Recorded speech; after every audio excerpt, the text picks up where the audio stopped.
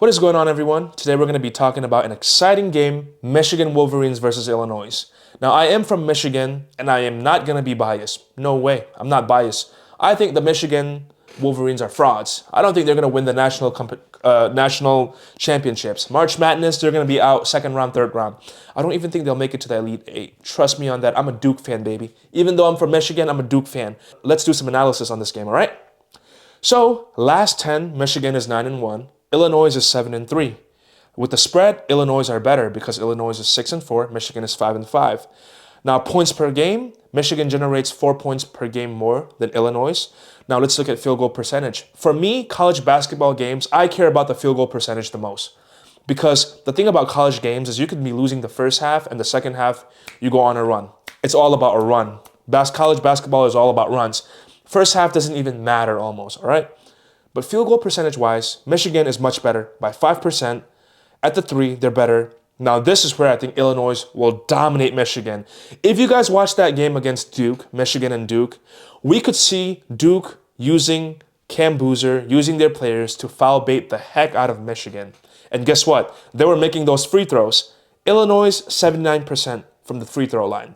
That is amazing. Michigan, 73%. That 6% will play a big difference, okay? Now, turnovers. Michigan, 12 turnovers per game. Illinois, only 9.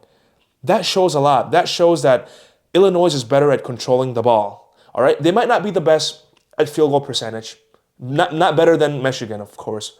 But they can at least keep the ball in their hand longer than Michigan. Now, let's look at rebounds. They're about the same. Now, personnel fouls. Again, Michigan fouls more than Illinois. And I think Illinois will use that as an advantage. Now, what is my pick? My pick is Michigan to win. Because I just think even though they're not going to win the championship, even though they're not going to go far in the March Madness, I think they're still better than the Illinois. Let's look at Illinois' past games.